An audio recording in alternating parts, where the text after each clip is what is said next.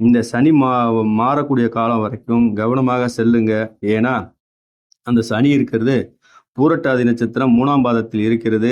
அதற்கு அடுத்த நட்சத்திரமாக உத்தரட்டாதி வந்துடும். அதுக்கு அடுத்த ரேவதி. ரேவதி 4 பாதம் கிடக்கிற வரைக்கும் ரொம்ப உஷாரா இருக்கணும்.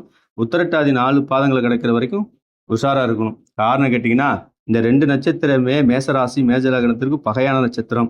3, 6 கூடிய நட்சத்திரம் பார்த்தீங்கன்னா புதனாக வரும்.